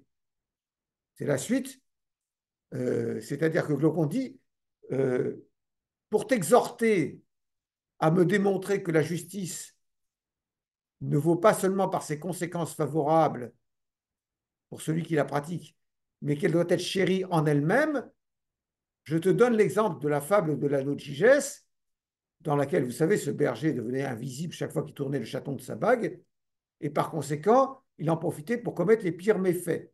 Et donc Glaucon dit, tu vois bien que dans un cas comme ça, si tu prétends défendre la justice uniquement par ses conséquences, ton discours tombe à plat. Parce que cet exemple te montre, cette fable de la logigesse te montre que personne n'hésiterait à pratiquer l'injustice s'il pouvait le faire de manière inaperçue. sans encourir de punition. C'est la fable de l'anneau de Gygès, mais c'est aussi le discours d'Antiphon le sophiste. Vous vous souvenez, dans le papyrus d'Oxyrhynchos, j'aime bien le nom, dans le papyrus d'Oxyrhynchos, et c'est également ce que dit Thrasymachus dans sa tirade finale au livre premier. Il dit l'injustice portée au plus haut degré, c'est bien mieux que la justice. Ça consiste à quoi? Ça consiste à frauder, ça consiste à dépouiller les autres, mais sans pouvoir être puni, parce qu'on est un tyran. Et personne ne peut. Tout le monde dit que vous êtes juste, tout le monde vous félicite. Et en fait, vous vous comportez comme la pire des crapules, mais vous avez bien raison, parce que vous n'encourez pas de sanctions. Donc c'est aussi la même idée. Hein. C'est que tant qu'on peut échapper aux conséquences, parce qu'on pratique l'injustice à l'insu des autres, il vaut mieux être injuste. Donc ça veut dire quoi? Ça veut dire que la justice ne peut pas être défendue uniquement par ses conséquences, qu'elle doit être défendue en elle-même. Il faut démontrer que quelles que soient les conséquences que cela en tire, quelles que soient les conséquences qui en résultent pour celui qui la pratique, la justice doit être recommandée parce que c'est un bien en lui-même, quelles que soient les conséquences. Et donc, à partir de là, d'accord, c'est un bien en lui-même, mais qu'est-ce que c'est que la justice? Donc, on revient à la discussion initiale. Qu'est-ce que c'est que la justice? Donc, ces documents, alors, document 2 sur la fable de l'anneau de Gygès, je vous la donnerai à l'examen parce qu'il faut lire la fable de l'anneau de Gygès quand même. C'est bon. En revanche, le document 1 de la brochure sur le fait que la justice doit être pratiquée en elle-même et pas seulement par ses conséquences, ça ne figurera pas au programme de l'examen, je viens de vous l'expliquer. Donc, vous avez le cours oral, vous n'avez pas besoin de lire le texte. Donc, lisez le document 2 de la brochure sur Platon et lisez aussi peut-être le document 3, mais je vous le résume et je ne vais pas l'expliquer en détail avec vous. Parce que le document 3, c'est toujours au début du livre 2 de la République, lorsque Glaucon a expliqué à Socrate que voilà, la fable de l'anneau de Gygès montre que la justice ne peut pas être défendue simplement pour les conséquences qui en résultent, qu'elle doit être défendue en elle-même, parce que ceux qui peuvent pratiquer l'injustice sans encourir de sanctions à l'insu des autres ne s'en priveraient pas. Et ensuite, il y a derrière Adimande qui intervient et qui renchérit sur Glaucon, qui dresse exprès un éloge hyperbolique de l'injustice pour pousser Socrate à répondre, plus encore que ne le faisait Thrasymachus. Il va encore plus loin que Thrasymachus, mais c'est pour pousser Socrate à répondre, parce que ce sont des interlocuteurs bienveillants. Ils ne sont pas comme Thrasymachus qui veut humilier Socrate. Hein. Et donc, à ce moment-là, Socrate dit, écoutez, je me rends à vos arguments, je vais essayer d'entreprendre avec vous, mais je ne suis pas sûr d'y parvenir, hein, on est en dialectique, hein, et moi je ne sais rien, mais peut-être qu'on va, en conversant ensemble, euh, montrer que la justice est un bien qui mérite d'être chéri en lui-même et pas seulement par les conséquences, mais pour cela, il faut savoir ce que c'est que la justice. Et donc, pour savoir ce que c'est que la justice, comment va-t-on s'y prendre? Et c'est là qu'intervient un élément fondamental dans le dialogue, c'est le document 3 de la brochure sur Platon, dans la traduction de Pierre Pachet, qui est une traduction extraordinaire. Euh, et c'est ce passage du livre 2 de la République, qui est le document 3 de la brochure, c'est de ce passage que procèdent tous les malentendus entre juristes et Platon. En fait. Et quelque part, c'est de ce passage que procède toute la défiance des juristes pour la philosophie, d'une façon générale. Genre, oui, Platon, Platon. Ah ben Aristote, la justice est corrective, l'équité aristotélicienne, il y en a de mecs qui n'ont jamais lu un mot de grec et qui ne comprennent même pas que les textes d'Aristote sont hérissés de difficultés en grec. Il faut connaître le grec, excusez-moi. Pour comprendre Aristote, il faut connaître le grec. Hein. Quand je vois des interprétations d'Aristote parfois par des juristes, je saute au plafond. Je dis, le mec n'a pas lu le texte grec. Parce que le texte grec, quand vous traduisez du grec, il y a des choix à faire. Quand vous prenez le dictionnaire Bailly grec-français, il est comme ça. Parce que les mots grecs, ils sont souvent polysémiques. Logos, nomos. Hein. Le Gaffio, vous savez, le dictionnaire latin, il est comme ça. Il est 3 fois moins grand. Donc il y a des choix à faire. Surtout avec un style élitique comme celui d'Aristote. Et il y a des choix à faire constamment aussi quand on traduit Platon. Donc, en fait, ce document 3, il est anecdotique. Il est très connu, hein, le passage du document 3 de la fiche. Mais en même temps, C'est de là que procèdent tous les malentendus entre juristes et philosophes. Parce que voilà ce que Socrate déclare. Il déclare, bon, est-ce que vous êtes bien d'accord que lorsqu'on recherche quelque chose, il faut faire un peu comme chez l'ophtalmologue, enfin, c'est pas ce qu'il dit, mais c'est à peu près ce qu'il veut dire. Euh, si on cherche un mot, euh,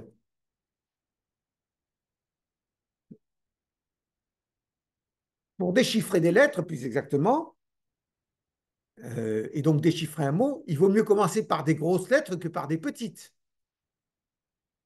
Si on distingue bien les grosses lettres, on distinguera d'autant mieux les petites lettres, d'accord? C'est un peu comme si vous êtes chez l'ophtalmo, vous commencez par des grosses lettres. Hein. Lisez-vous ce qu'il y a au tableau.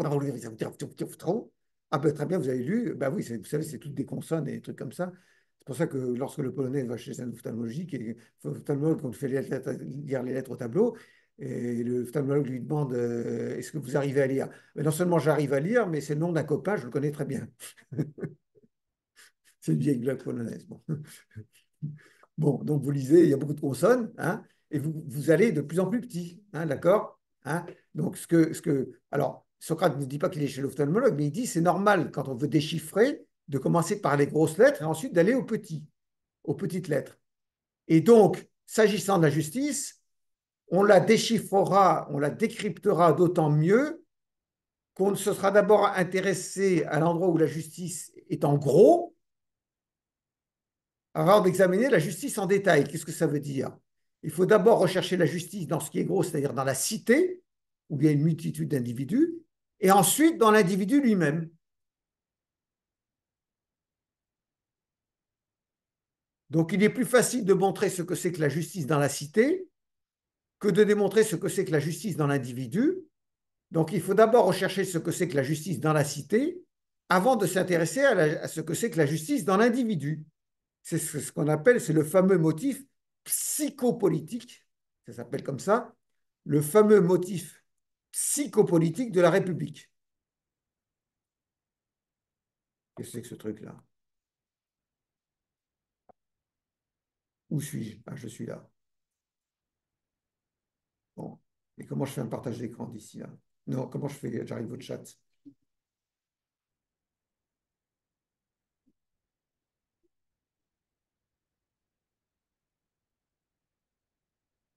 Ah putain, j'ai disparu maintenant. Il galère ce truc. Ah voilà, j'y suis. Donc, le motif psychopolitique, pour retenir cette expression. C'est très connu chez les spécialistes de Platon, et c'est le terme qu'on utilise. Et que veut dire ce motif psychopolitique? Il veut dire que la justice dans l'individu et la justice dans la cité sont dans un strict rapport d'analogie. Strict, étroit rapport d'analogie, c'est-à-dire en fait, elle est identique, on peut le dire. La justice dans la cité et la justice dans l'individu, elles sont identiques. Elles sont dans un strict rapport d'analogie parce qu'évidemment, la cité, ce n'est pas l'individu, mais en fait, elles reçoivent une définition identique. Et donc, c'est là que les juristes commencent à dérailler. Enfin, ils ne vont même pas jusqu'à cet endroit de la République de Platon. Mais quand on leur dit ça, ils disent, allez, laisse tomber, putain. La justice dans l'individu, c'est quoi ça? La justice en dehors des relations sociales? Je ne veux pas en entendre parler. C'est pas la justice, c'est pas sum cuique tribuere, parce que sum cuique tribuere, ça suppose une relation à autrui. Hein. Donc, si c'est la justice dans l'individu, c'est pas du droit, quoi. Voilà. Hein. Et c'est là que commencent les problèmes. Parce qu'on voit bien, même sans avoir lu la République de Platon jusqu'au livre 4, on voit bien que Platon va avoir de sa conception de la justice une définition très ambitieuse, hein, qui va bien au-delà de la question de l'équilibre dans les relations sociales. La justice pour Platon, c'est une perfection individuelle avant d'être une vertu sociale. D'ailleurs, j'utilise le terme de vertu morale et politique, mais il faut savoir que vertu, je traduis un terme grec qui est intraduisible, que d'habitude, c'est arrêter. Je vous l'ai déjà mis. Hein. Arrêter comme arrêter, arrêter le voleur, hein, ou comme une arrête. Hein. Arrêter. Mais arrêter en grec, c'est assez difficilement traduisible, parce qu'en fait, arrêter veut dire excellence. Alors, si c'est une excellence morale, c'est une vertu. C'est par extension qu'on dit vertu pour parler d'arrêter. Le terme premier, c'est excellence. Et il dérive euh, vertu. Donc, la vertu est une vertu à la fois, la justice est une vertu à la fois morale et politique. Et c'est là, évidemment, que ça commence à dériver pour les juristes, parce que pour eux, la vertu, c'est juste une vertu sociale, ce n'est pas une vertu morale. La justice, c'est juste une vertu sociale, ce n'est pas une vertu morale. Ça ne correspond pas à la représentation que les juristes se font habituellement de leur manière, de leur matière. Les juristes, pour eux, la justice, c'est restituer à chacun son dû. C'est la définition de Simonide. C'est la définition de Ulpien dans le digeste, sum cuique tribuere. Quand ils ont dit ça en latin, ils pensent que c'est bon, ils ont tout dit. Hein. Parce que sum cuique tribuere, la définition d'Ulpien, ce n'est qu'un avatar de la définition de Simonide. Restituer à chacun son dû. Hein. C'est la même définition, en fait. Hein. Sauf que la question, c'est de savoir qu'est-ce qui est tribuere, qu'est-ce qui est dû. Hein. Qu'est-ce qui est dû. Et là, dès le livre premier de la République, Platon, dès le IVe siècle avant Jésus-Christ, explique que on ne sait pas ce qui est dû à chacun. D'où la certitude de ces définitions. Donc, ce motif psychopolitique, il signifie donc que la vertu dans l'individu, la justice dans la cité et la justice dans l'individu sont dans un strict rapport d'analogie. Je cite, il y a une justice dans la cité et une justice qui a son siège dans l'individu, mais c'est la même justice. Comme le dit Werner Jaeger, le fameux philologue allemand que j'ai cité à bien des reprises, je cite la phrase en anglais dans le cours, c'était un ouvrage qui est paru initialement en anglais, j'aurais pu vous dire la citation en allemand, mais je pense que vous ne la voulez pas, donc je vous le cite, je vous le traduis en français. L'État, la République, bon, l'État pour les Grecs c'est la cité, hein, d'accord. L'État, la République, est le moyen d'expliquer le but, la nature et la fonction de la justice dans l'âme. L'État est la manière d'expliquer le but, la nature et la fonction de la justice dans l'âme. Werner Jaeger a toujours une façon de s'exprimer très brillante. Hein. Il explique, c'est à travers la justice dans la cité qu'on pourra savoir ce que c'est que la justice dans l'individu. Mais on ne peut pas se satisfaire, quand on définit la justice, d'une définition sociale de la justice. Car la définition de la justice doit englober la justice dans la cité et la justice dans l'individu. Donc, petit a, la justice dans la cité, et petit b, la justice dans l'individu. C'est la même sous deux aspects différents. Petit a, la justice dans la cité. Alors là, vous savez, il y a beaucoup de choses chez Platon qu'on retrouve après chez d'autres auteurs. Hein. On croit toujours que les autres auteurs ont inventé, mais n'ont rien inventé. Socrate dit que pour mieux voir ce que c'est que la justice dans la cité, il faut procéder à une sorte de généalogie de la cité, savoir comment une cité naît. C'est comme ça qu'on va voir comment la justice apparaît et qu'on va mieux pouvoir la comprendre. Donc, il retrace une sorte de généalogie de la cité, mais ce n'est pas un historique de la manière dont une cité s'est empiriquement formée. Hein. Ce n'est pas euh, c'est pas une enquête historique ou empirique. Hein. C'est une reconstruction rétrospective, mais une reconstruction rationnelle, en fait.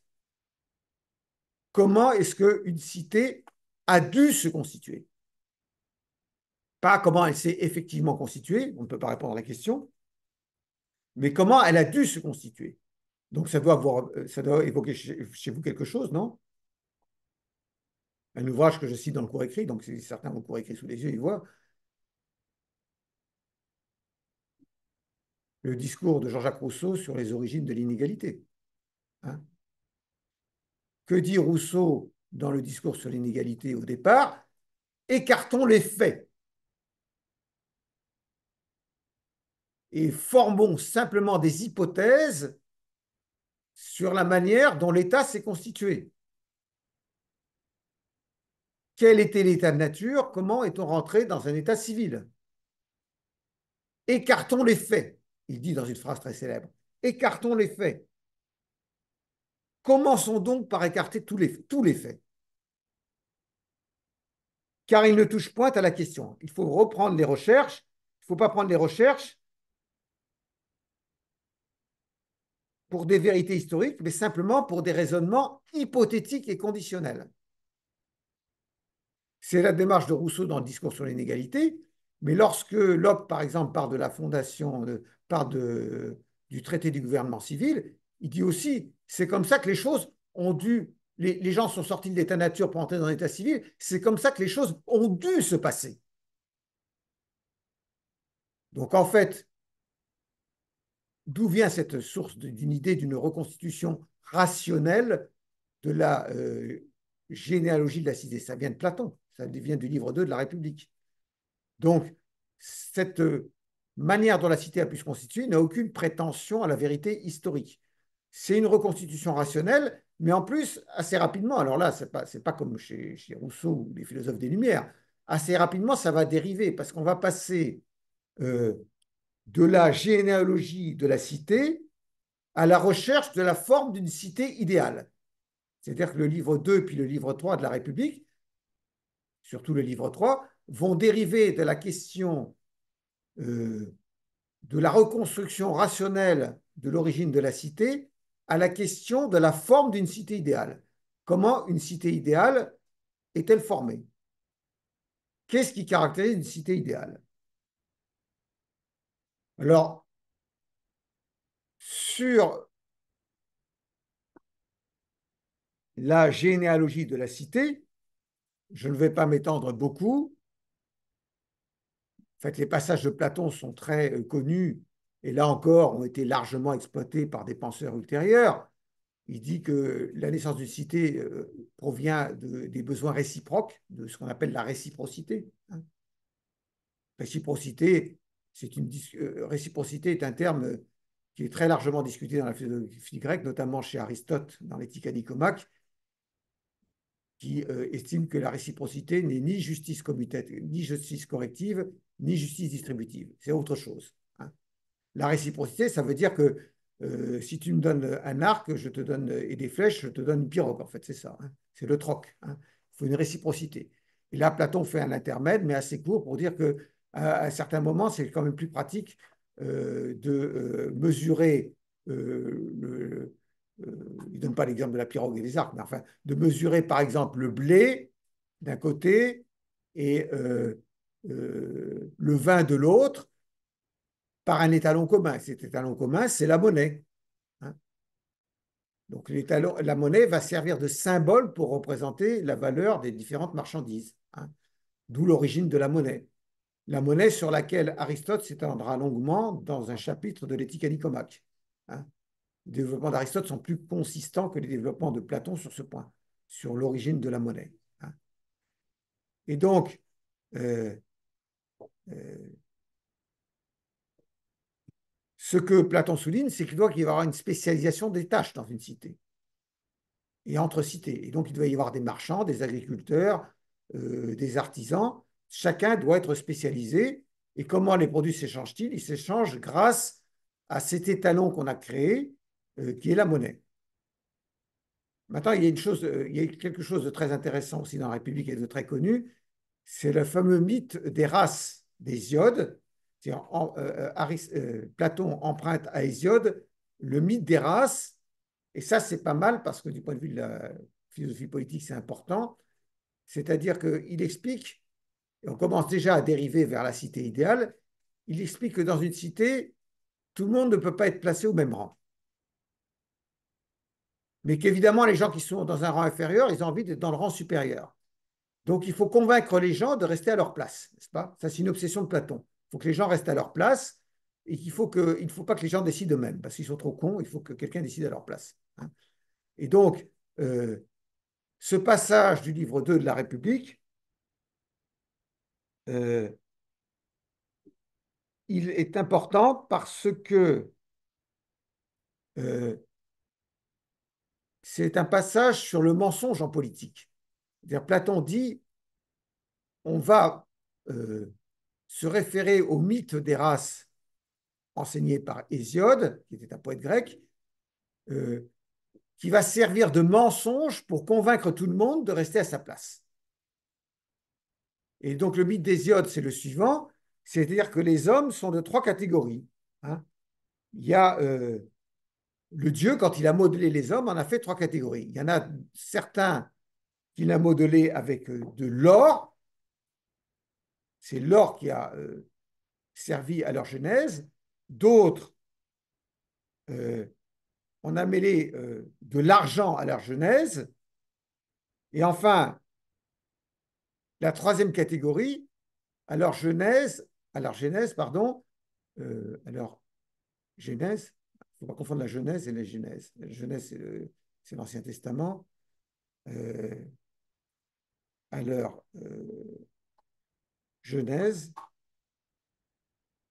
j'ai une hésitation, c'est genèse ou genèse? Parce qu'il y en a un qui est sans accent.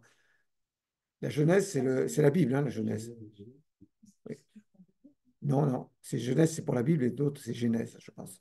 Donc la genèse de la troisième catégorie, on a mêlé du cuivre, on a mêlé du fer et du bronze. Peu importe, c'est pas du cuivre, du fer et du bronze. Hein. Le cuivre devait déjà avoir une certaine valeur à l'époque, probablement, même si on ne piquait pas autant qu'aujourd'hui. Donc du fer et du bronze. Et donc il y a trois catégories de personnes. Ceux auxquels, pour leur genèse, le Dieu a mêlé de l'or, ce seront les dirigeants de la cité. Ceux auxquels le Dieu a mêlé de l'argent, ce seront les gardiens de la cité, les défenseurs, les auxiliaires de la cité. Il y a différents termes dans la Bible de Platon. Euh, le, terme, le terme le plus employé, c'est phulax, qui veut dire gardien. Donc, ce sont les soldats, ce sont ceux qui sont chargés de défendre la cité. Et ceux auxquels, pour leur genèse, Dieu a mêlé du fer et du bronze, ce sont les autres, les artisans, les cultivateurs, les commerçants, les gilets jaunes, tous ces gens-là, quoi. Donc, cela, donc, ce qui explique, Platon dit, attention, c'est un mensonge. C'est un mensonge. Bon, d'une façon générale, Platon n'est pas trop favorable au mensonge. Il reproche beaucoup à Homère, dans le livre 2 de la République, justement, euh, de, de mentir sans arrêt dans l'Iliade et dans l'Odyssée. Mais il dit, il y a un mensonge qui se justifie quand même, parce que Platon dit, Homère présente toujours les personnages, par exemple dans l'Iliade, comme les dieux ou les demi-dieux qui y sont, ou les personnages, comme des gens pleins de défauts. Et ça n'est pas bien parce que ça fait croire aux gens qu'il faut imiter ces modèles et que c'est bien d'avoir plein de défauts. Donc il n'aime pas beaucoup les légendes de Homère. Il critique beaucoup Homère dans le livre 2 de la République et également dans le livre 9. Hein. Mais il s'en prend beaucoup aux poètes. Il reproche aux poètes de dresser des fictions qui contribuent à une mauvaise éducation du citoyen parce qu'on leur fait croire certaines choses sur ces personnages fictifs qui ne contribuent pas à l'éducation parce qu'on les présente plein de défauts, en train de se lamenter ou en train d'être cruel, etc. Donc ça ne va pas. Hein. Mais là, par contre, en ce qui concerne le mythe des races, Platon dit c'est un mythe, d'accord, c'est un mensonge, mais il est utile à la cité. Donc il faut le promouvoir. Parce qu'il faut convaincre les gens de rester à leur place. Parce que si tu as été constitué de fer et de bronze, euh, laisse tomber, hein, tu monteras jamais, tu ne deviendras jamais d'argent ou d'or. Hein. Tu restes à ta place, quoi. À l'extrême rigueur, quand quelqu'un qui est issu de la troisième catégorie se montre particulièrement talentueux ou particulièrement courageux, il va pouvoir passer d'une classe à l'autre. Mais vraiment, c'est tout à fait exceptionnel, en fait. Hein. Il n'y a pas d'ascenseur social, hein, c'est clair. C'est un peu comme au Royaume-Uni. Hein. Tu restes dans ta classe, tu y restes. Pas d'ascenseur social au Royaume-Uni, mais dans la République de Platon, il n'y a pas d'ascenseur social non plus. Tu restes à ta place. Donc les enfants des dirigeants seront dirigeants, les enfants de soldats seront soldats, les enfants de cultivateurs, artisans, commerçants seront de la même catégorie, sauf si un individu se manifeste par des qualités exceptionnelles, auquel cas il pourra peut-être passer d'une classe à l'autre. Donc c'est intéressant pour l'utilisation du mensonge en politique, oui. Ça marche dans l'autre sens. Ah oui, oui, ça marche dans le sens, mais il ne s'épanche pas trop. Oui, oui, il le dit quelque part, mais je ne suis pas sûr que c'est dans le livre 2. Il dit quelque part que si un dirigeant ou un guerrier déconne complètement, faut le rétrograder. Hein. Je me demande s'il n'en parle pas à ce moment-là. Il dit aussi que si le type n'est pas à la hauteur de sa tâche, il faut le rétrograder. Hein. Oui, ce n'est pas une rente de situation. Hein. C'est juste fondé sur un principe eugéniste, en fait. Hein.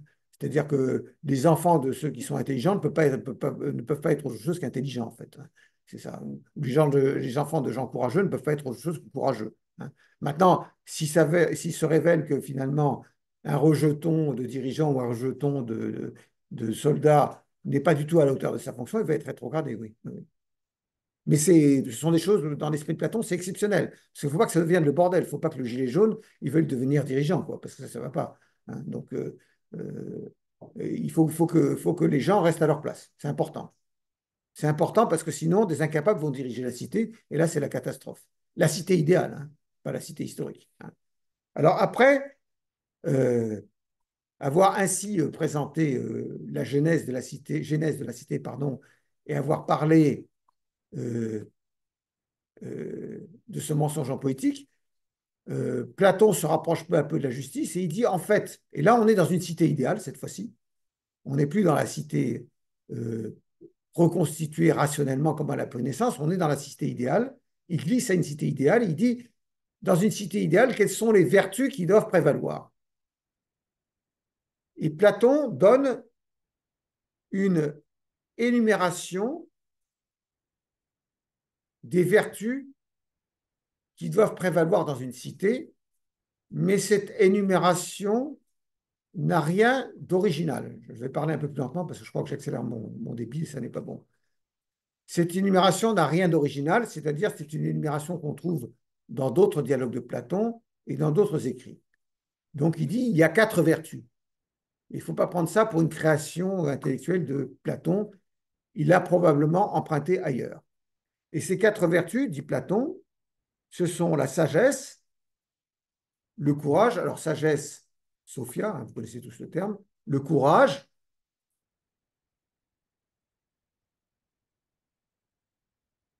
le courage en grec, ça se dit Andreia, ça a donné André, hein, le prénom masculin.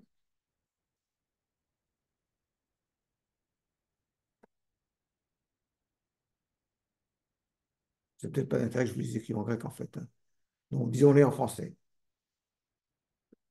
La sagesse, mais attention parce que sagesse, ça peut avoir différents sens chez Platon. Hein. Ici, la sagesse, on va voir, c'est une sagesse pratique en fait. Hein. C'est l'art du bon conseil, de la bonne délibération. Donc ce n'est pas la sagesse au sens du sage retiré sur une montagne à la manière d'Héraclite d'Éphèse ou du stoïcien. Hein. Chez Platon, le terme sagesse peut avoir différentes significations. Donc, la sagesse, le courage, la tempérance ou la modération, ça dépend comment on traduit. On traduit tantôt par tempérance, tantôt par modération. En grec, c'est sophrosune. Je vais peut-être vous l'écrire quand même, mais c'est dans le cours écrit. Hein. Je me suis promis de ne pas faire trop de grec parce que vous n'aimez pas ça. Et la dernière vertu, c'est bien sûr la justice dikaiosune.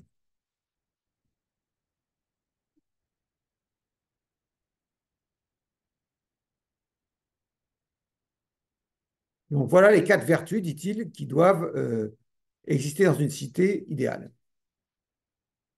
Sophia, Andrea, Sophrosune, Dikaiosune. Sagesse, courage, modération ou tempérance, justice. Donc après, il s'agit de définir ces différentes vertus. Et donc, la première vertu qu'il définit, c'est la sagesse. Mais comme je vous l'ai dit, il ne s'agit pas de la sagesse du sage retiré sur la montagne comme Héraclite d'Éphèse ou le sage retiré dans sa cité intérieure comme Marc Aurèle chez les stoïciens, hein, qui se fait une cité intérieure, un rempart des contingences extérieures. Ce n'est pas de tout ça dont il s'agit. Il s'agit d'une sagesse pratique que Platon définit comme le bon conseil. Il s'agit en fait, de délibérer de façon adéquate à propos de l'ensemble de la cité. Il y a un terme grec, mais je ne veux pas vous l'écrire, oibouleia, ça veut dire le bon conseil, littéralement en grec. Il s'agit de bien délibérer. Voilà. Il s'agit de bien délibérer au sujet des affaires internes de la cité et dans leurs relations avec les autres cités. Parce que dans la génétique de la cité, Platon a dit attention, parce que la cité, elle va devoir converser avec d'autres, elle va devoir commercer avec d'autres cités. Donc, les relations avec d'autres cités. Hein. Et donc, euh, aussi bien dans les relations internes que dans les relations internationales, il faut délibérer de façon sage, adéquate. Et c'est ça la sagesse. Et donc, c'est la vertu de ceux qui gouvernent la cité, la vertu des gouvernants.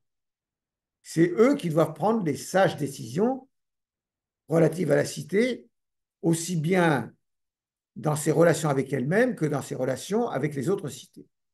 Ensuite, le courage, c'est la vertu des gardiens, en fait.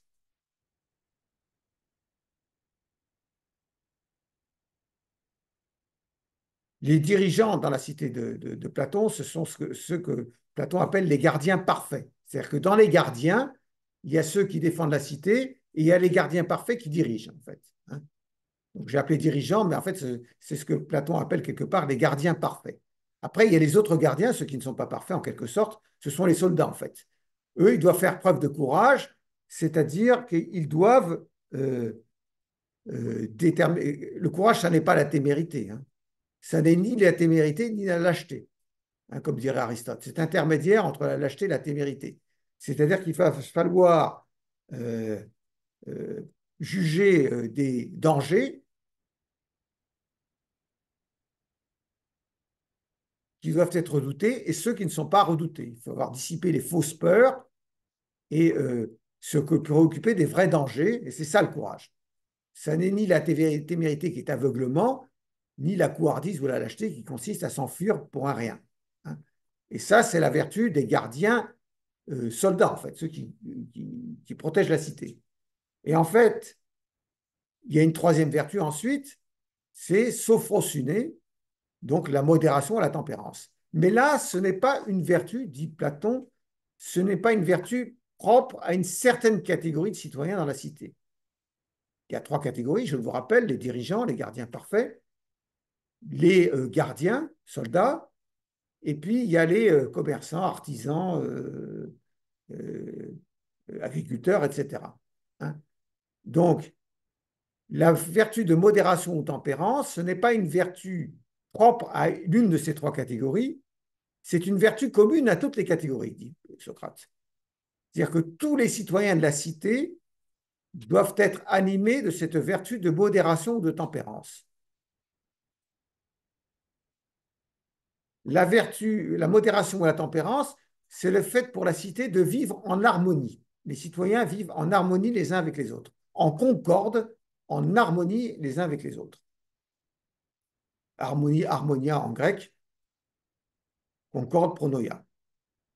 Donc, les citoyens doivent vivre en harmonie, en concorde les uns avec les autres. Et en fait, ça veut dire que tout le monde doit rester à sa place, en fait. Dans l'état d'esprit, il faut que tout le monde ait l'état d'esprit qu'il faut rester à sa place. C'est-à-dire, il y a des gens qui sont faits pour commander et il y a des gens qui sont faits pour obéir. Ceux qui commandent, ce sont les gardiens parfaits, les dirigeants, et ceux qui obéissent, ce sont les autres. Hein.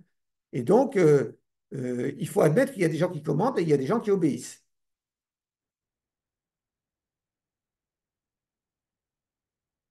C'est-à-dire que ceux qui commandent et ceux qui obéissent doivent avoir la même opinion, sinon il n'y a pas d'harmonie. Si les dirigeants de la cité disent qu'il faut aider l'Ukraine parce que c'est nécessaire pour notre sécurité intérieure, et qu'il y a des mecs qui disent avec tous les millions qu'on a donnés à l'Ukraine, on pourrait avoir certainement plus d'argent par mois, comme s'ils l'auraient eu si jamais on ne les avait pas donnés à l'Ukraine, ça c'est ce qu'ils pensent, là ça ne va pas. Là, il n'y a pas de concorde. Hein. Donc on essaie de persuader les gens. Hein. Dans une cité idéale, il n'y a pas besoin d'être persuadé parce que les citoyens sont animés de cette vertu de tempérance ou de concorde. Mais dans une cité empirique ou un État empirique comme la France ou une démocratie occidentale, évidemment, les gens ne veulent rien entendre. Voilà. Et puis, il reste la justice. Alors donc, Socrate a pris soin de définir les trois premières vertus et il dit, ben, maintenant, il y a la justice. Et donc là, évidemment, Glaucon et Adimant disent, ben oui, mais c'est quoi la justice? Et donc, alors là, il se suit une petite péripétie théâtrale. C'est-à-dire que Socrate dit à Glaucon et Adimant, allez cherchez bien, vas-y, chien, cherche dans le buisson, la justice doit être cachée quelque part, etc. Bon, bref. Et tout d'un coup, Socrate s'écrit, mais enfin, la justice, elle est devant nous. On la voit depuis tout à l'heure comme l'éléphant au milieu de la pièce, et elle nous échappe. C'est quand même dingue. Elle est juste devant nous, la justice. Parce que qu'est-ce que c'est que la justice? Et je vais terminer par là aujourd'hui, parce qu'il ne faut pas aller au-delà de -10. Mais là-bas, la pendule est exacte ou pas? Parce que je ne sais pas ce qui est exact ou pas maintenant. Ah ouais, d'accord, il est 50. Donc la justice, on la verra lundi. Vous voulez la justice? Eh bien, la justice, je reviendrai sur cette définition lundi, Socrate dit, c'est tout simplement cette vertu qui permet aux autres vertus d'advenir et de se maintenir. C'est pour ça qu'elle est évidente, qu'on n'a pas besoin de la chercher en furetant comme un kleps avec son museau. Non, c'est pas ça. Elle est devant nous, la justice. Parce que sans la justice, les autres vertus ne pourraient advenir et se maintenir dans la cité. Donc la justice, c'est ce qui permet de tenir toutes les autres vertus ensemble, qui les permet de naître et de se maintenir. Et la justice, on peut la résumer, mais j'arrête là, avec la phrase anglaise, mind your own business. Acquitte-toi de ta tâche propre dans la cité. Ne te mêle pas des affaires des autres.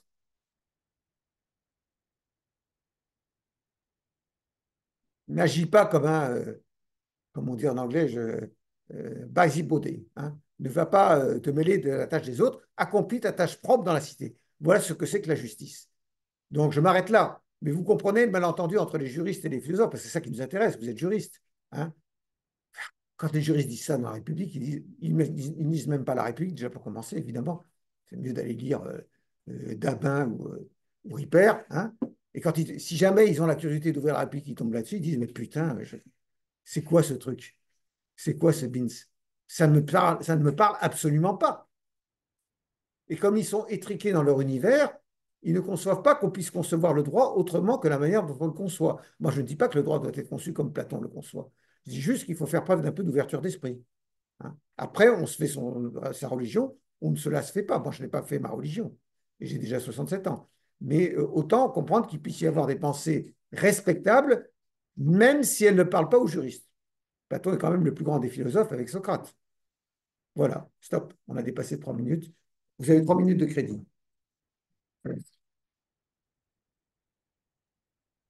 Voilà, merci beaucoup pour votre patience et à lundi. Je pense que c'est enregistré, c'est bon.